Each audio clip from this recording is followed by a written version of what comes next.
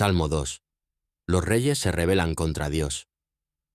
La profecía más impactante sobre el reino mesiánico. Introducción. Épica. Hermanos y hermanas, prepárense para escuchar una de las profecías más impactantes y revolucionarias de toda la Biblia.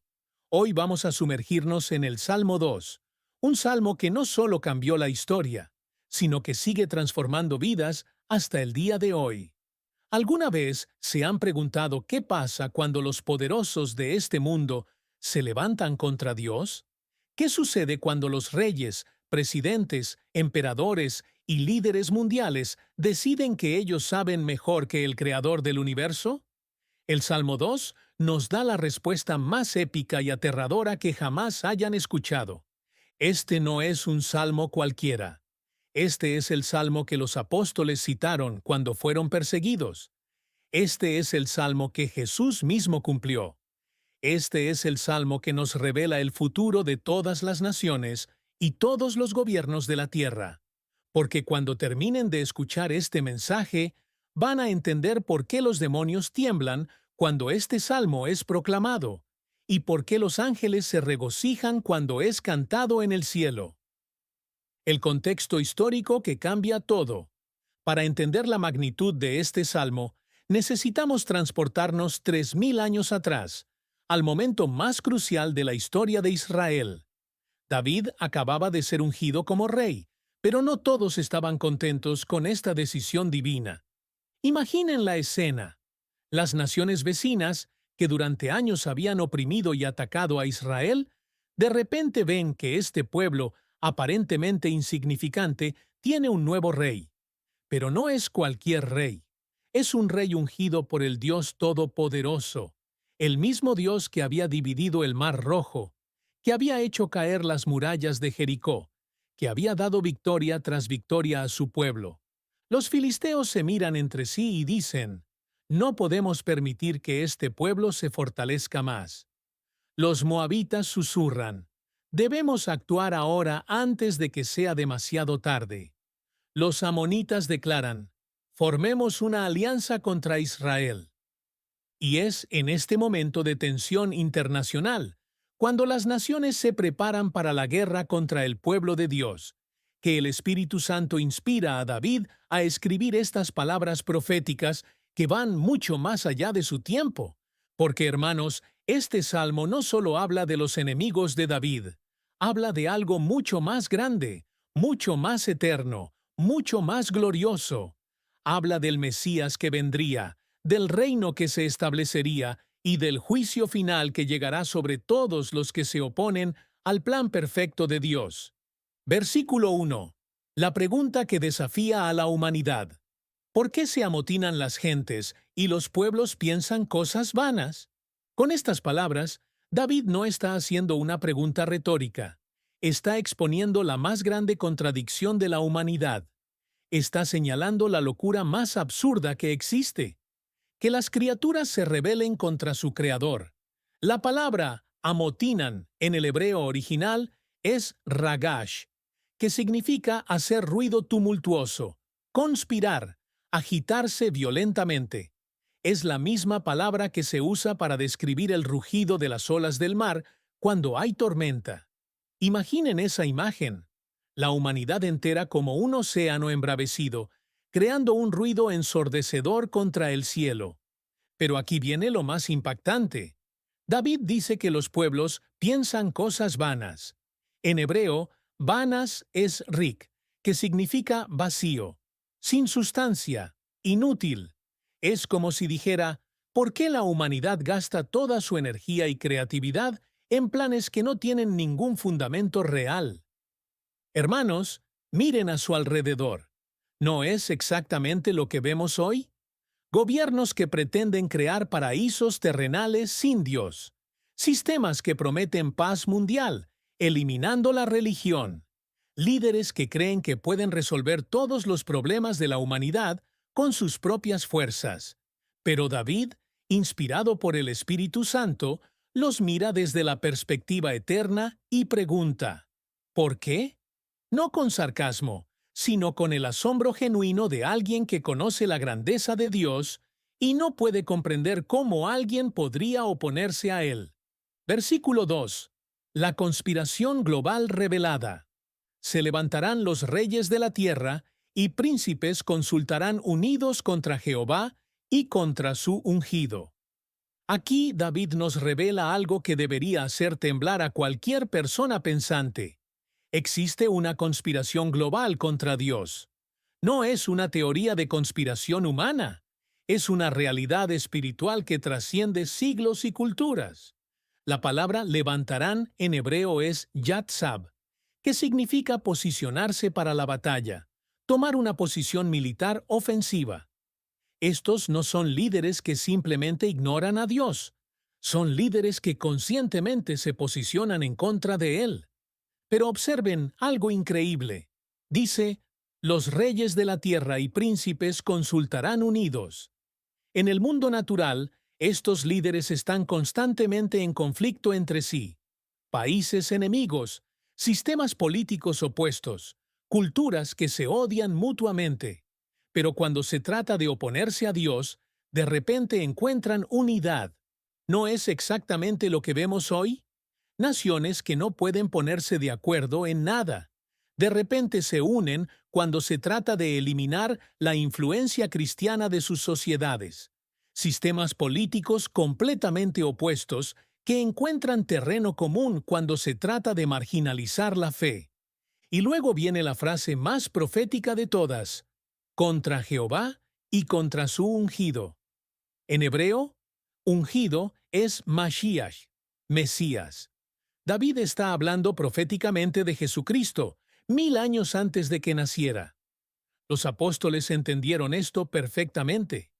En Hechos capítulo 4, cuando fueron amenazados por las autoridades religiosas y políticas, citaron exactamente este versículo y dijeron: verdaderamente se unieron en esta ciudad contra tu santo Hijo Jesús, a quien ungiste, Herodes y Poncio Pilato, con los gentiles y el pueblo de Israel.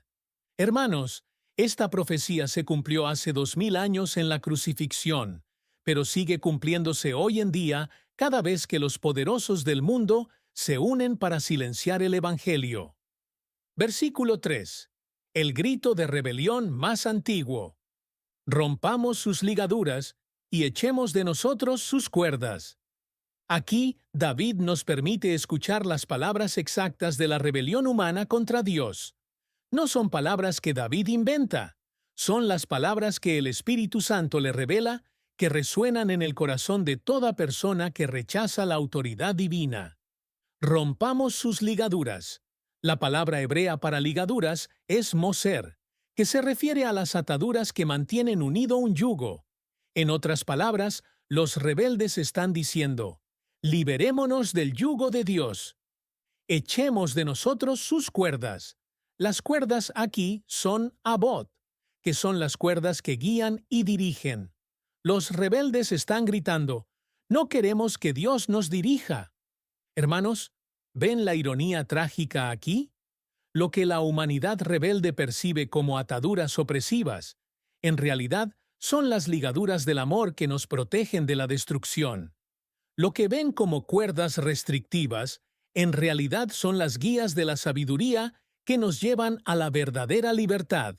Es como un niño pequeño que ve los brazos protectores de su padre como una prisión, cuando en realidad esos brazos lo están salvando de caer por un precipicio. Es como un paciente que ve las instrucciones del médico como limitaciones, cuando en realidad esas instrucciones lo están salvando la vida. Pero hay algo aún más profundo aquí. Esta no es solo la rebelión de individuos aislados.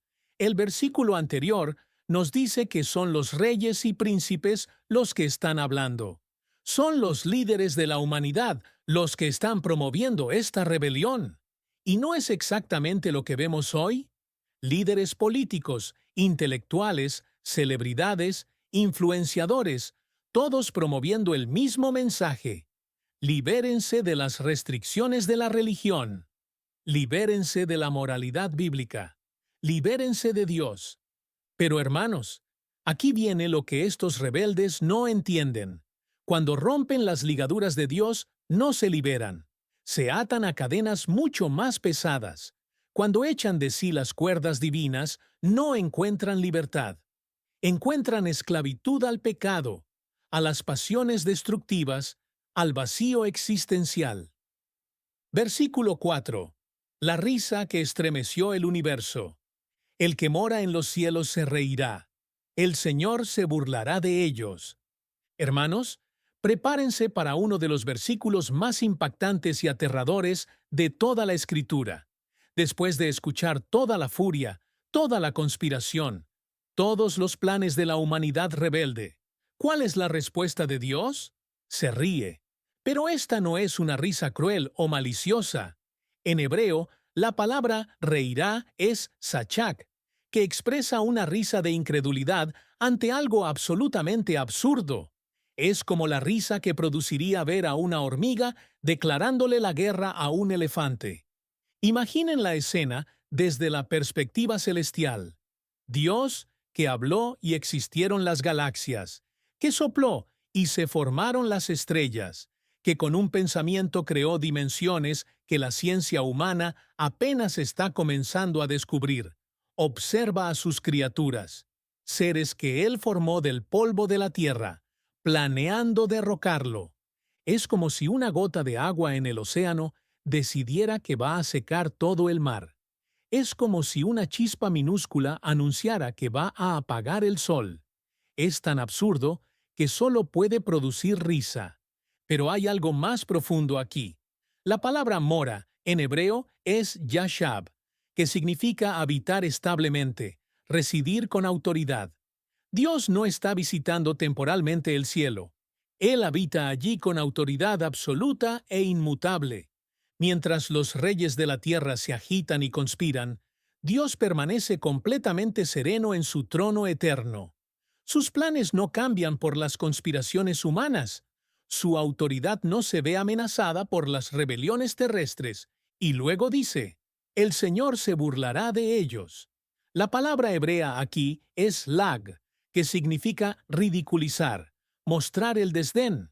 Pero hermanos, Dios no se burla por crueldad, sino para mostrar la completa futilidad de oponerse a Él. Es importante entender que esta risa no es la respuesta final de Dios. Es su respuesta inicial a la absurdidad de la rebelión.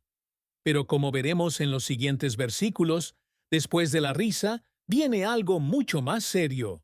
Versículo 5. Cuando la risa se convierte en ira. Luego hablará a ellos en su furor, y los turbará con su ira. Hermanos, aquí es donde la escena celestial cambia dramáticamente. La risa se desvanece, y en su lugar aparece algo que debería hacer temblar a toda la creación. La ira del Dios Todopoderoso. La palabra luego en hebreo es as, que indica una transición temporal definitiva. Es como decir, después de darles tiempo, después de mostrar paciencia, después de revelar la absurdidad de su rebelión, entonces, hablará a ellos en su furor. Aquí la palabra para furor es APH, que literalmente significa respiración ardiente. Es la imagen de Dios respirando fuego, como un dragón poderoso cuyo aliento consume todo a su paso.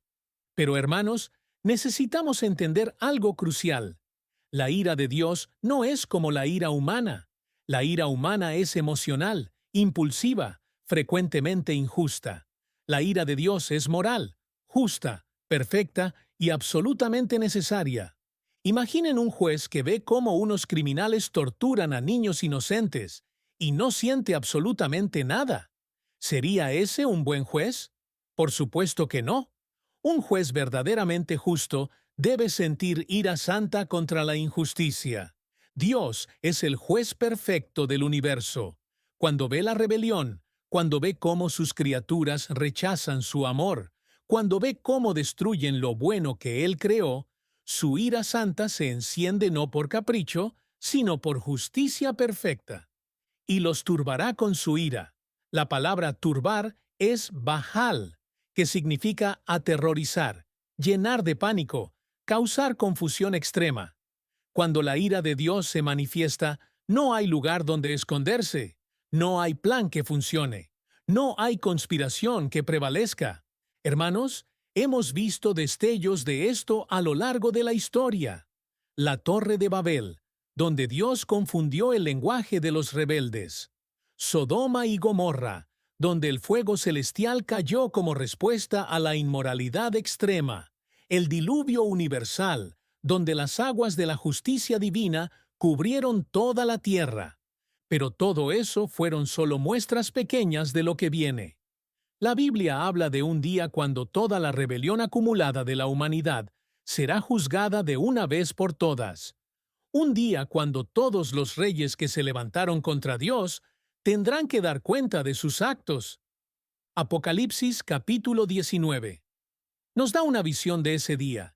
Y vi el cielo abierto, y he aquí un caballo blanco, y el que lo montaba se llamaba Fiel y Verdadero, y con justicia juzga y pelea.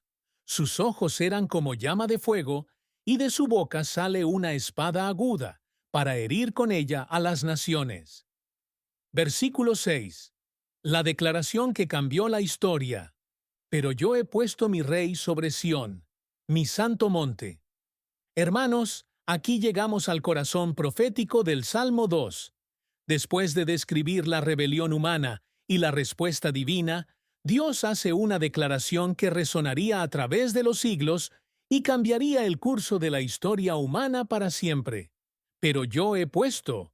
Estas tres palabras en español representan una sola palabra poderosa en hebreo, nasak, que significa ungir, consagrar, instalar con autoridad divina. No es una decisión tomada por votación popular, no es un nombramiento político, es una instalación divina irrevocable. La palabra pero aquí es devastadora para los planes rebeldes. Es como si Dios dijera, ustedes pueden conspirar todo lo que quieran, pueden unirse todos los reyes de la tierra, pueden romper todas las ligaduras que deseen, pero yo ya he tomado una decisión, y esa decisión se cumplirá, les guste o no. Mi rey. Aquí Dios reclama posesión personal y exclusiva sobre este rey. No dice un rey o el rey, dice mi rey. Es una declaración de propiedad divina, de elección personal, de respaldo completo. Ahora, en el contexto inmediato, esto se refería a David. Dios había elegido a David como rey de Israel, y ninguna conspiración de las naciones vecinas iba a cambiar esa decisión divina. Pero hermanos, David mismo entendió que había algo mucho más grande en estas palabras, porque miren lo que sigue. Sobre Sión, mi santo monte. Sión no era solo un lugar geográfico, era el símbolo del reino de Dios en la tierra, el punto de encuentro entre el cielo y la tierra, el lugar donde la presencia divina habitaba entre los hombres. Cuando Dios dice, mi santo monte, está declarando que su reino no es simplemente una institución política humana, sino una teocracia divina, un gobierno donde Dios mismo reina a través de su rey ungido. Pero hermanos, aquí es donde se pone realmente emocionante. Los apóstoles del Nuevo Testamento entendieron que esta profecía encontraba su cumplimiento último, no en David, sino en Jesucristo, el Hijo de David, el verdadero Rey ungido de Dios. En Hechos capítulo 13, el apóstol Pablo predica sobre la resurrección de Cristo y cita este mismo salmo, explicando que cuando Jesús resucitó de los muertos, Dios estaba declarando públicamente, «Este es mi Rey, y lo he instalado sobre mi santo monte». Hermanos, esto significa que mientras los gobiernos de este mundo se levantan y caen, mientras los sistemas políticos van y vienen, mientras las naciones se agitan y conspiran, hay un rey que ya ha sido instalado en el trono celestial, y su reino es eterno e inquebrantable. Versículo 6. El decreto eterno revelado. Yo publicaré el decreto. Jehová me ha dicho, mi hijo eres tú. Yo te engendré hoy. Hermanos, prepárense, porque aquí llegamos a uno de los versículos más profundos y reveladores de toda la Escritura. Aquí no está hablando David sobre sí mismo. Aquí está profetizando sobre el Mesías y está revelando un misterio que permanecería oculto durante siglos hasta la llegada de Jesucristo. Yo publicaré el decreto. La palabra hebrea para decreto es chok, que se refiere a una ley eterna, inmutable, grabada en piedra. No es una decisión temporal que puede ser cambiada por circunstancias. Es una determinación divina establecida desde antes de la fundación del mundo. Imaginen a un heraldo real en la antigüedad, subiendo a la plaza pública con un pergamino sellado con el sello del rey gritando: «Escuchen todos, publico un decreto real». Pero este no es un decreto de un rey terrenal. Este es un decreto del Rey del universo. Jehová me ha dicho. Aquí el rey ungido está reportando una conversación directa con Dios. No está interpretando, no está especulando. Está citando palabras exactas que Dios le ha hablado. Y luego viene la revelación más asombrosa. Mi hijo eres tú, yo te engendré hoy. Hermanos, estas palabras estremecieron al mundo judío cuando comenzaron a entender su significado completo. En el contexto inmediato, cuando un rey era ungido en Israel, se convertía en hijo adoptivo de Dios en un sentido ceremonial. Dios se comprometía a cuidarlo, protegerlo y bendecirlo como un Padre celestial. Pero había algo mucho más profundo en estas palabras. El apóstol Pablo, en Romanos capítulo 1, nos explica que Jesucristo fue declarado Hijo de Dios con poder, según el Espíritu de Santidad, por la resurrección de entre los muertos. La resurrección fue la declaración pública de Dios. Este es verdaderamente mi Hijo. En Hebreos capítulo 1, el escritor cita exactamente este versículo para explicar la superioridad de Cristo sobre los ángeles. ¿A cuál de los ángeles dijo Dios jamás: «Mi hijo eres tú, yo te he engendrado hoy»? Pero hermanos, hay algo aún más profundo. La frase «yo te engendré hoy» no se refiere a un momento en el tiempo cuando Jesús comenzó a existir. Jesús es eterno, es Dios mismo. Esta frase se refiere al momento eterno en que el Padre declara públicamente la identidad divina del Hijo. Es como si Dios dijera: «Que toda la creación entienda de una vez por todas. Este no es simplemente un hombre bueno, no es solo un profeta, no es meramente un maestro religioso. Este es mi Hijo, con toda la autoridad, poder y gloria que eso implica». Versículo 8. La herencia más grande de la historia. Pídeme, y te daré por herencia las naciones, y como posesión tuya los confines de la tierra. Hermanos, aquí llegamos a una de las promesas más extraordinarias jamás hechas en la historia de la humanidad. Dios el Padre le está ofreciendo a su Hijo ungido nada menos que el mundo entero como herencia personal. Pídeme. Esta simple palabra revela la intimidad perfecta entre el Padre y el Hijo. No es una transacción comercial, no es un trato político, es una invitación amorosa de un padre a su hijo. Solo pídeme y todo será tuyo.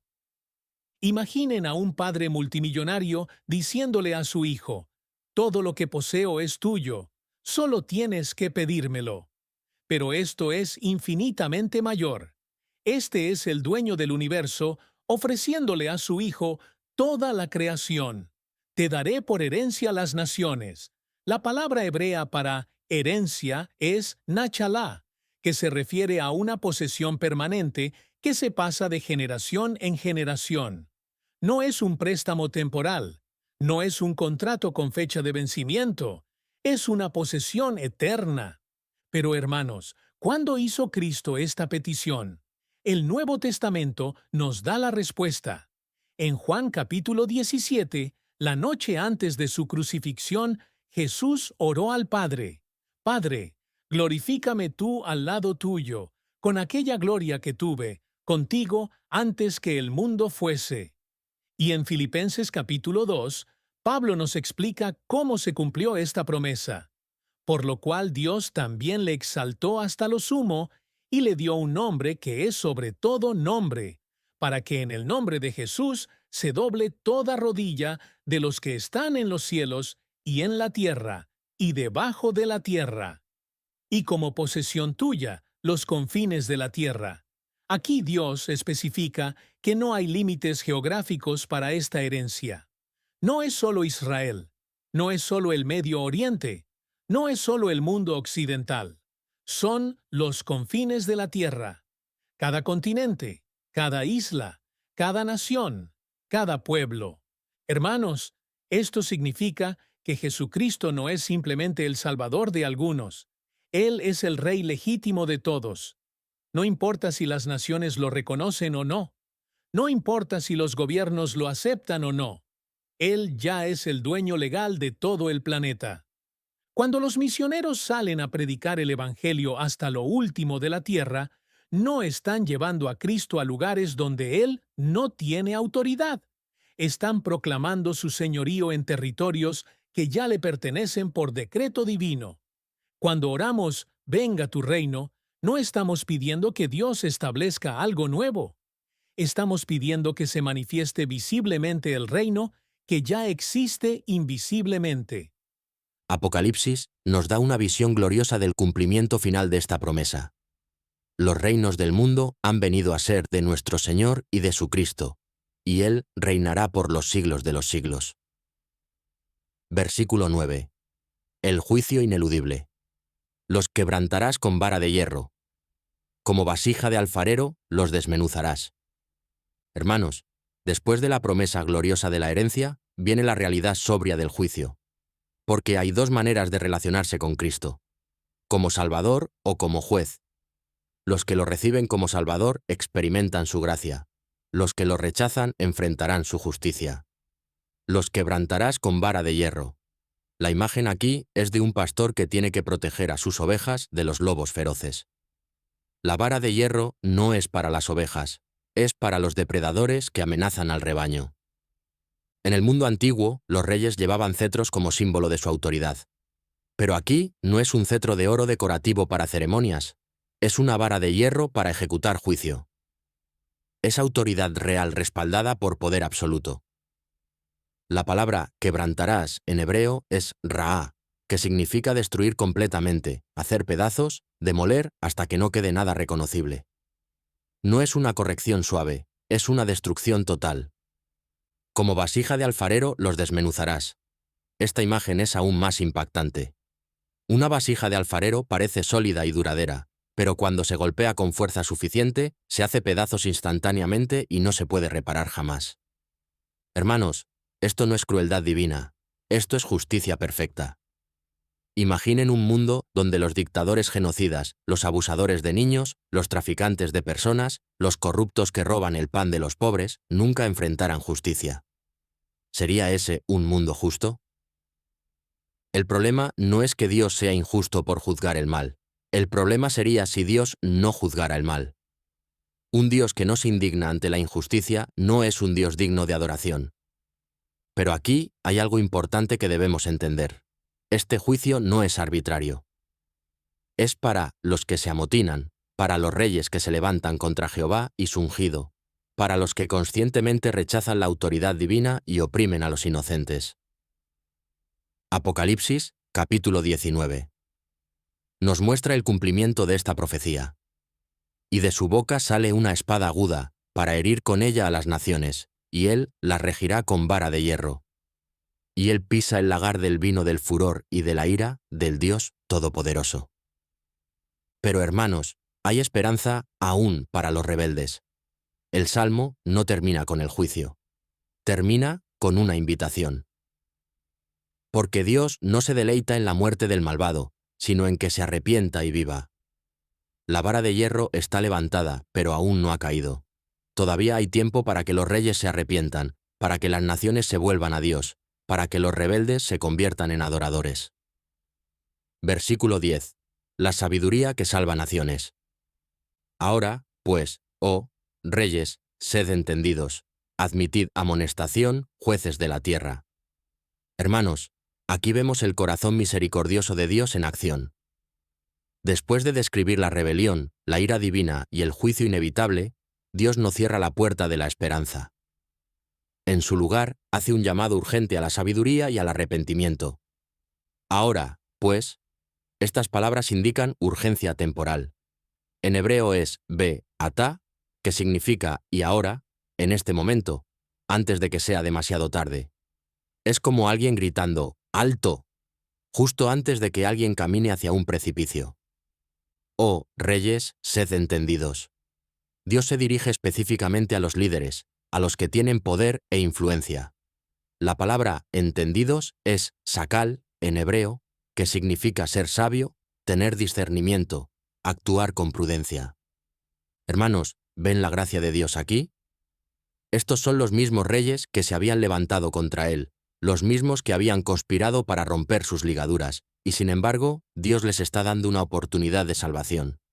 No les está diciendo, es demasiado tarde, ya los voy a destruir. Les está diciendo, usen su inteligencia. Analicen su situación.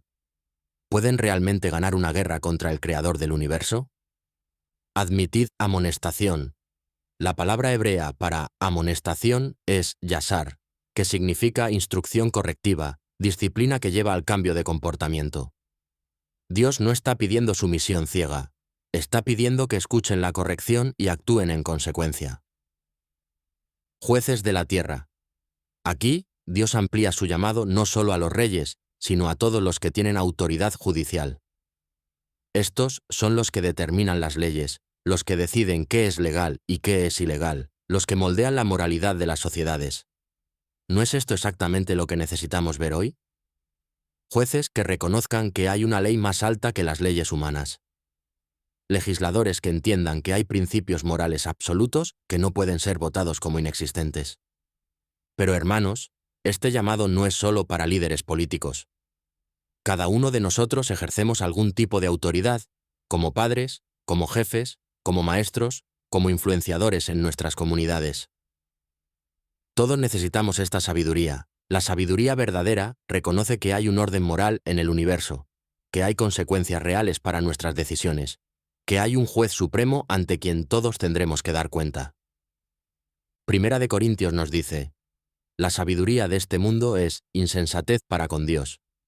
Los líderes verdaderamente sabios son los que alinean sus decisiones con los principios eternos de Dios, no con las modas pasajeras de la cultura. Versículo 11. La adoración que transforma. Servid a Jehová con temor y alegraos con temblor. Hermanos, aquí Dios nos da la respuesta correcta a su revelación de poder y autoridad. No es una respuesta de terror paralizante, sino de adoración reverente que combina gozo con respeto profundo. Servid a Jehová, la palabra hebrea para servir es abad, que significa trabajar para alguien, dedicar la vida al servicio de un señor. No es simplemente cumplir rituales religiosos los domingos, es una orientación completa de la vida hacia Dios. Pero observen que no dice servid por obligación o servid por miedo al castigo. El servicio a Dios debe fluir del reconocimiento de su grandeza, de su amor, de su derecho legítimo a ser el Señor de nuestras vidas. Con temor, esta palabra hebrea, yira, no se refiere al miedo que paraliza, sino al temor reverente que inspira. Es como el temor que siente un músico profesional antes de tocar en el Carnegie Hall. No está aterrorizado, pero está profundamente consciente de la magnitud del momento. Es el temor que siente un astronauta cuando observa la inmensidad del espacio. No está huyendo, pero está abrumado por la grandeza de lo que contempla. Es el temor que siente un niño pequeño cuando conoce a su héroe. No está asustado, pero está completamente impresionado. Y alegraos con temblor. Aquí está la paradoja hermosa del cristianismo verdadero. No es solo temor solemne, ni es solo alegría superficial. Es alegría profunda mezclada con reverencia santa. La palabra alegraos es gil, que significa regocijarse, saltar de gozo, celebrar con todo el corazón. Dios no quiere adoradores tristes y solemnes que sirven por obligación. Quiere hijos que se deleitan en estar en su presencia. Pero la alegría viene con temblor, radá, en hebreo, que significa estremecerse por admiración y respeto.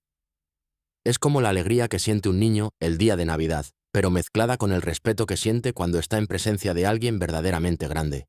Hermanos, esto es lo que está faltando en mucha adoración cristiana moderna. O tenemos temor sin gozo, religión legalista y sombría. O tenemos gozo sin temor, emocionalismo superficial que trata a Dios como si fuera nuestro amigo casual. Pero la adoración bíblica combina ambos elementos. Reconocemos la grandeza impresionante de Dios y precisamente por eso nos llenamos de gozo al saber que este Dios todopoderoso nos ama y nos acepta. Isaías capítulo 6 nos da un ejemplo perfecto de esto. Cuando el profeta ve al Señor sentado en su trono, alto y sublime, su primera reacción es terror. ¡Ay de mí, que soy muerto! Pero cuando experimenta el perdón divino, se llena de gozo y dice: heme aquí, envíame a mí. Hermanos, cuando los líderes del mundo entiendan esta verdad, que pueden ser poderosos y al mismo tiempo humildes, que pueden tener autoridad y al mismo tiempo ser humildes mismo tiempo, ser siervos del Altísimo, entonces veremos transformación real en las naciones. Versículo 12a. El beso que cambia destinos. Honrad al Hijo, para que no se enoje, y perezcáis en el camino. Hermanos, aquí llegamos a una de las invitaciones más hermosas y urgentes de toda la Escritura. Después de hablar del juicio y del temor reverente, Dios hace un llamado personal y directo. Honrad al Hijo.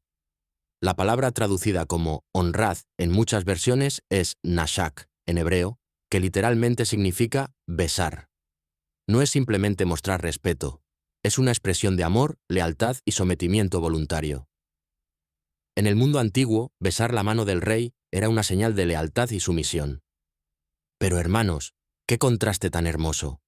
Los mismos reyes que habían conspirado para romper las ligaduras de Dios, ahora son invitados a besar al Hijo. Los mismos que habían gritado: echemos sus cuerdas, ahora pueden acercarse con amor y reverencia. Esto no es imposición tiránica, esto es invitación amorosa. Dios no está diciendo: sométanse o los destruyo. Está diciendo: vengan, reconozcan a mi Hijo y encontrarán vida. Para que no se enoje, aquí hay una advertencia amorosa. La ira del Cordero es real, pero es evitable. El juicio es seguro, pero no es inevitable para los que responden a la invitación divina. El Nuevo Testamento nos dice: el que cree en el Hijo tiene vida eterna, pero el que rehúsa creer en el Hijo no verá la vida, sino que la ira de Dios está sobre él. Hay dos caminos: honrar al Hijo y vivir, o rechazarlo y perecer. Y perezcáis en el camino. La imagen aquí es de viajeros que se pierden en un desierto y mueren antes de llegar a su destino. La vida sin Cristo es como vagar sin rumbo por un desierto espiritual, pensando que vamos hacia algo bueno, pero en realidad caminando hacia la destrucción. Hermanos, el camino, aquí, no se refiere solo a la muerte física. Se refiere al camino de la vida, al propósito para el cual fuimos creados. Muchas personas perecen espiritualmente mientras aún están físicamente vivas. Viven sin propósito, sin esperanza, sin paz real. Pero cuando honramos al Hijo, cuando lo reconocemos como Señor y Salvador, encontramos el camino correcto. Jesús mismo dijo: yo soy el camino, y la verdad, y la vida. Nadie viene al Padre sino por mí. Es importante notar que esta invitación es específica. Honrad al Hijo. No dice honren la religión, o honren las tradiciones, o honren a los líderes religiosos. Es una invitación personal a una relación personal con Jesucristo. Hermanos, imaginen el día cuando los líderes del mundo respondan a esta invitación. Cuando los presidentes, primeros ministros, reyes y gobernadores reconozcan que hay un rey más grande que ellos y en lugar de competir con él, decidan servirle. Ese será el día cuando veamos verdadera paz en la tierra. Versículo 12. B. La urgencia del momento. Pues se inflama de pronto su ira. Hermanos, aquí David añade una nota de urgencia que debería hacer que cada persona reflexione seriamente sobre su relación con Dios. La invitación es amorosa, pero no es indefinida. La paciencia divina es real, pero no es infinita en términos de tiempo. Pues se inflama de pronto su ira. La frase de pronto, en hebreo, es kimat, que significa casi, en poco tiempo, súbitamente. Es como decir, su ira está a punto de encenderse, y cuando se encienda, será instantáneo. Hermanos, esto no significa que Dios sea impredecible o caprichoso. La Escritura es clara. Dios es lento para la ira y grande en misericordia. Pero su paciencia tiene un límite moral y temporal. Piensen en un padre amoroso con un hijo rebelde. El padre es paciente, da oportunidades, ruega, suplica, disciplina con amor. Pero llega un momento en que la rebelión continua agota incluso la paciencia más grande. No porque el padre haya dejado de amar, sino porque el amor mismo exige justicia. La palabra inflama aquí es muy visual. Es como una cerilla que se enciende instantáneamente cuando toca la superficie correcta. Durante mucho tiempo puede parecer que nada está pasando, pero cuando llega el momento correcto, fuego inmediato. Hermanos, hemos visto esto a lo largo de la historia. Naciones que parecían prósperas y poderosas, de repente colapsan. Imperios que parecían indestructibles, súbitamente se desintegran. No porque Dios sea cruel, sino porque la rebelión continua tiene consecuencias inevitables. Romanos capítulo 1 describe este proceso. La ira de Dios se revela desde el cielo contra toda impiedad e injusticia de los hombres que detienen con injusticia la verdad. No es ira caprichosa, es respuesta justa a la rebelión persistente. Pero hermanos, aquí está la diferencia entre el Dios verdadero y los dioses falsos. Él nos advierte. Nos dice exactamente lo que va a pasar si continuamos en rebelión. Nos da tiempo para arrepentirnos. Nos envía profetas, predicadores, misioneros. Nos habla a través de su palabra, a través de las circunstancias, a través de su espíritu. Segunda de Pedro nos dice, el Señor no retarda su promesa, según algunos la tienen por tardanza, sino que es paciente para con nosotros, no queriendo que ninguno perezca, sino que todos procedan al arrepentimiento. Pero hermanos, esa misma paciencia que es evidencia de su amor, también debería ser motivo de urgencia. Cada día que pasa sin arrepentimiento es un día menos de oportunidad. Cada momento de rebelión continuada nos acerca más al punto donde su ira se inflame. Versículo 12c. La promesa que transforma vidas. Bienaventurados todos los que en él confían. Hermanos, después de toda la advertencia sobre juicio e ira, el Salmo 2 termina con una de las promesas más hermosas de toda la Escritura. Es como si después de una tormenta violenta saliera el sol más brillante que jamás hayan visto. Bienaventurados, esta palabra hebrea, ashrei, significa profundamente felices, genuinamente bendecidos, en un estado de bienestar completo que no depende de circunstancias externas. Es la misma palabra que inicia el Salmo 1. Bienaventurado el varón que no anduvo en consejo de malos. Hermanos, ¿ven la conexión? El Salmo 1 nos habla de la bendición de vivir según la palabra de Dios. El Salmo 2 nos habla de la bendición de confiar en el Hijo de Dios. No son dos bendiciones diferentes, son dos aspectos de la misma vida bendecida. Todos los que en Él confían, aquí está la universalidad gloriosa del Evangelio. No dice, bienaventurados algunos privilegiados, o bienaventurados los que nacieron en las familias correctas, o bienaventurados los que tienen suficiente dinero para comprar la salvación. Dice, todos los que en Él confían. No importa su raza, no importa su trasfondo económico, no importa su educación, no importa su pasado. La bendición está disponible para todos los que respondan con fe. La palabra confían es chasá, en hebreo, que significa buscar refugio, refugiarse bajo protección, encontrar seguridad. Es la imagen de alguien que está en medio de una tormenta terrible y encuentra una cueva sólida donde puede estar seguro. Hermanos, mientras los reyes de la tierra se agitan y conspiran, mientras las naciones se rebelan y planean vanidad, hay un lugar de refugio completamente seguro. En Cristo, el Hijo ungido de Dios. Cuando confiamos en Él, no solo evitamos el juicio, entramos en una vida de bendición continua. No solo escapamos de la ira, experimentamos el favor divino. No solo somos perdonados, somos adoptados como hijos en la familia real del Rey del Universo. El apóstol Pablo explica esta bendición en Efesios. Bendito sea el Dios y Padre de nuestro Señor Jesucristo, que nos bendijo con toda bendición espiritual en los lugares celestiales en Cristo. Primera de Pedro nos dice: Mas vosotros sois linaje escogido, real sacerdocio, nación santa, pueblo adquirido por Dios, para que anunciéis las virtudes de aquel que os llamó de las tinieblas a su luz admirable. Hermanos, esto significa que los que confiamos en Cristo no somos solo refugiados espirituales que escapamos del juicio.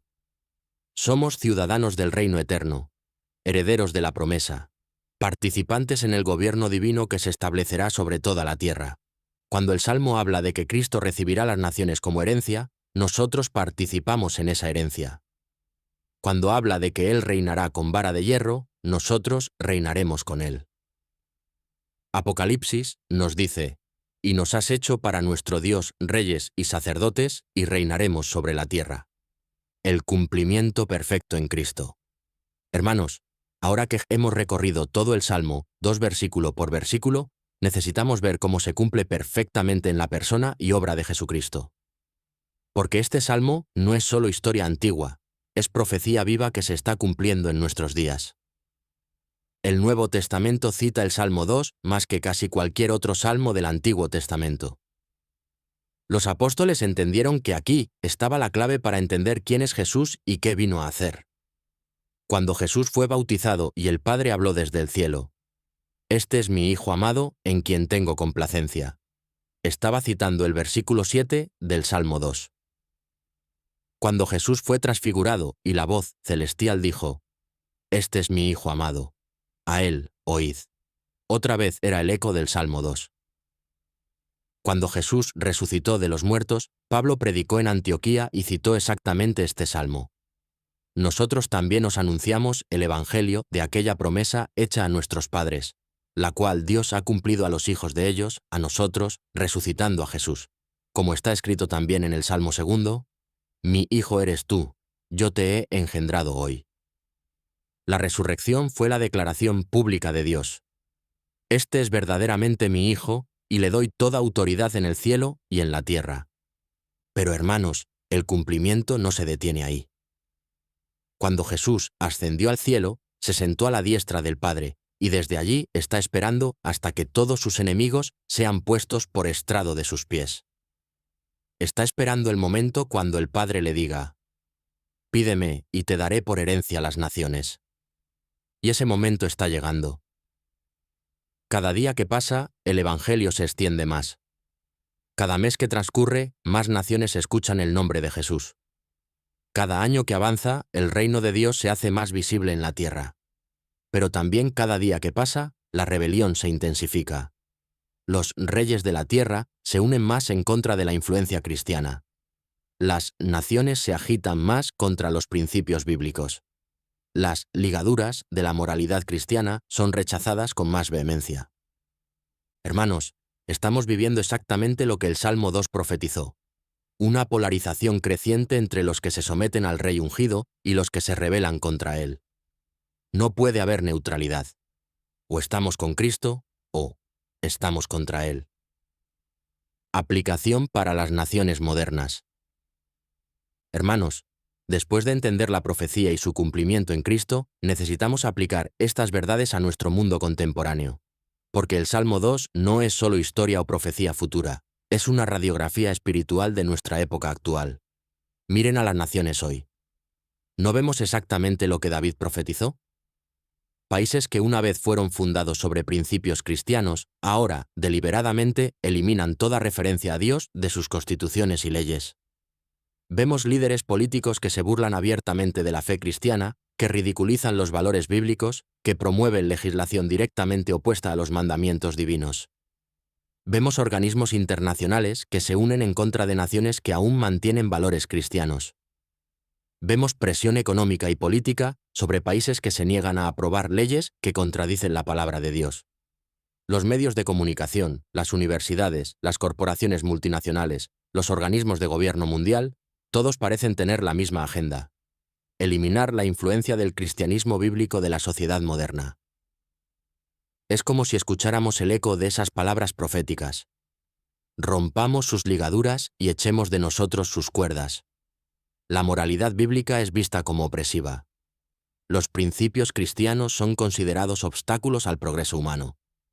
Pero hermanos, el Salmo 2 nos dice que Dios no está preocupado por estas conspiraciones. Él se ríe, no con crueldad, sino porque conoce el final de la historia. Sabe que todos estos planes rebeldes son vanidad. Sin embargo, también nos advierte que su paciencia no es infinita. Llegará el día cuando su ira se inflame, cuando su juicio caiga sobre las naciones rebeldes. Pero mientras tanto, su invitación sigue abierta. Ahora, pues, oh reyes, sed entendidos. Todavía hay tiempo para que los líderes de las naciones reconozcan la autoridad de Cristo, para que las sociedades se vuelvan a los principios divinos. Hermanos, nuestra responsabilidad como cristianos es clara. Debemos orar por nuestros líderes, debemos proclamar el Evangelio sin temor, debemos ser sal y luz en medio de una generación perversa. Debemos llamar a las naciones al arrepentimiento antes de que sea demasiado tarde. Aplicación personal. ¿Dónde estás tú? Hermanos, después de hablar de naciones y reyes, de profecías y cumplimientos, necesitamos hacer la aplicación más importante de todas. ¿Dónde estás tú personalmente en relación a este salmo? Porque aunque el salmo habla de reyes y naciones, la realidad es que cada uno de nosotros es un reino en miniatura. Cada corazón humano es un territorio que está bajo el gobierno de Cristo o en rebelión contra Él. ¿Eres tú uno de los que se amotina contra Dios? ¿Estás entre los que piensan vanidades, creyendo que puedes vivir tu vida exitosamente sin tomar en cuenta a tu Creador? ¿Eres uno de los que dice en su corazón, rompamos sus ligaduras, echemos de nosotros sus cuerdas? ¿Ves los mandamientos de Dios como restricciones molestas a tu libertad personal? ¿O eres uno de los bienaventurados que han encontrado refugio en Cristo? ¿Eres de los que sirven al Señor con temor y se alegran con temblor? Hermanos, esta no es una pregunta teórica, es la pregunta más práctica y urgente que pueden enfrentar. Porque el Salmo nos dice claramente que hay solo dos opciones: honrar al Hijo o perecer en el camino. No hay territorio neutro. No hay una tercera opción donde puedes ignorar a Cristo y aún así estar bien. O Él es tu Salvador, o Él será tu juez. O confías en Él, o enfrentas su ira. Tal vez algunos de ustedes han estado viviendo en rebelión. Han estado rechazando la autoridad de Dios sobre sus vidas. Han estado tratando de ser el rey de su propio reino personal. El mensaje de hoy es una invitación urgente. Ahora, pues, sed entendidos. Reconoce la futilidad de luchar contra Dios. Reconoce que Él ya ha establecido a su rey, y ese rey es Jesucristo. La buena noticia es que este rey no es un tirano cruel. Es un Salvador amoroso que murió en la cruz por tus pecados y resucitó para darte vida eterna. Cuando entregas tu vida a Cristo, no pierdes tu libertad, encuentras verdadera libertad. No te conviertes en esclavo, te conviertes en hijo del Rey. No pierdes tu identidad, encuentras tu propósito verdadero. Romanos nos dice, porque todos los que son guiados por el Espíritu de Dios, estos son hijos de Dios. Pues no habéis recibido el espíritu de esclavitud para estar otra vez en temor, sino que habéis recibido el espíritu de adopción, por el cual clamamos, Abba, Padre. La visión profética, el reino que viene. Hermanos, antes de concluir, necesitamos levantar nuestra vista hacia el futuro glorioso que nos revela este salmo. Porque el Salmo 2 no solo nos habla del presente, nos da una ventana hacia el futuro inevitable cuando Cristo reine visiblemente sobre toda la tierra. Apocalipsis capítulo 11 nos dice, el séptimo ángel tocó la trompeta, y hubo grandes voces en el cielo que decían, los reinos del mundo han venido a ser de nuestro Señor y de su Cristo, y Él reinará por los siglos de los siglos. Hermanos, ese día está llegando. El día cuando toda rodilla se doblará y toda lengua confesará que Jesucristo es el Señor. El día cuando los reyes que hoy se rebelan tendrán que reconocer su autoridad suprema. Isaías profetizó, acontecerá en lo postrero de los tiempos que será confirmado el monte de la casa de Jehová como cabeza de los montes, y será exaltado sobre los collados, y correrán a él todas las naciones. Imaginen ese día, hermanos. Jerusalén será la capital del mundo. Cristo reinará desde el trono de David. Los principios bíblicos serán la constitución universal. La justicia y la paz cubrirán la tierra como las aguas cubren el mar. No habrá más corrupción política, porque el Rey perfecto estará gobernando. No habrá más injusticia social, porque el Juez Supremo estará administrando perfecta equidad. No habrá más conflictos internacionales, porque el Príncipe de Paz estará reinando sobre todas las naciones. Zacarías profetizó: «Y Jehová será rey sobre toda la tierra. En aquel día Jehová será uno, y uno su nombre». Pero hermanos, aquí está lo más emocionante. Los que hemos confiado en Cristo no seremos simplemente espectadores de ese reino glorioso. Seremos participantes activos en el gobierno divino. Segunda de Timoteo nos dice: «Palabra fiel es esta: si somos muertos con Él, también viviremos con Él. Si sufrimos, también reinaremos con Él». Apocalipsis nos revela: «Y cantaban un nuevo cántico, diciendo: Digno eres de tomar el libro y de abrir sus sellos, porque tú fuiste inmolado, y con tu sangre nos has redimido para Dios, de todo linaje, y lengua, y pueblo, y nación. Y nos has hecho, para nuestro Dios, reyes y sacerdotes, y reinaremos sobre la tierra». Hermanos, cuando el Salmo 2 habla de que Cristo recibirá las naciones como herencia, nosotros participamos en esa herencia. Cuando habla de que Él gobernará con vara de hierro, nosotros gobernaremos con Él. Cuando habla de su reino eterno, nosotros somos ciudadanos y funcionarios de ese reino. Esto debería cambiar completamente nuestra perspectiva sobre las dificultades presentes. Las persecuciones que enfrentamos hoy son temporales. Los ataques contra la fe son pasajeros. La aparente victoria de los rebeldes es una ilusión. El futuro está asegurado. Christ ya ganó la victoria en la cruz. Su reino ya está establecido en los cielos. Solo es cuestión de tiempo antes de que se manifieste visiblemente en la tierra. Conclusión. El llamado final. Hermanos, hemos recorrido juntos uno de los salmos más poderosos y proféticos de toda la Escritura. Hemos visto la rebelión humana contra Dios. Hemos contemplado la respuesta divina. Hemos conocido al Rey ungido. Hemos escuchado la invitación amorosa. Y hemos vislumbrado el futuro glorioso. Ahora viene la pregunta inevitable. ¿Qué vas a hacer con lo que has escuchado? ¿Cómo vas a responder a la revelación que Dios te ha dado a través de su palabra? Si eres creyente, este salmo debería llenarte de confianza y esperanza. No importa cuán oscuras se vean las circunstancias actuales, no importa cuán poderosos parezcan los enemigos de la fe, el resultado final ya está determinado. Cristo es Rey, su reino está establecido, su victoria está asegurada. Tu tarea es ser fiel, proclamar su señorío, vivir como ciudadano de su reino, y esperar con expectativa el día de su manifestación gloriosa. Si eres líder, en tu familia, en tu trabajo, en tu comunidad, en el gobierno, este salmo te recuerda que hay una autoridad más alta que la tuya. Hay principios eternos que deben guiar tus decisiones. Hay un rey al cual tendrás que dar cuenta de tu liderazgo. Si aún no has entregado tu vida a Cristo, este salmo es un llamado urgente al arrepentimiento. La paciencia de Dios es grande, pero no es infinita. Su amor es real, pero su justicia también lo es. La invitación sigue abierta. Honrad al Hijo para que no se enoje. Pueden acercarse a Él con confianza, pueden encontrar en Él refugio seguro, pueden experimentar la bendición de los que confían en Él. Pero recuerden, se inflama de pronto su ira. No pospongan la decisión más importante de sus vidas. No asuman que tendrán otra oportunidad mañana. Romanos nos dice: «He aquí ahora el tiempo aceptable. He aquí ahora el día de salvación». Hoy es el día para responder al llamado divino. Hermanos, cerremos con la promesa gloriosa que termina este salmo. Bienaventurados todos los que en Él confían. Esta bendición no es para el futuro distante. Esta bendición comienza el momento que pones tu confianza en Cristo. Esta bendición te acompaña a través de todas las tormentas de la vida. Esta bendición culmina en la gloria eterna del reino venidero. Que Dios use este mensaje para transformar corazones, para fortalecer la fe, para llamar a los rebeldes al arrepentimiento, y para preparar a su pueblo para el reino que viene.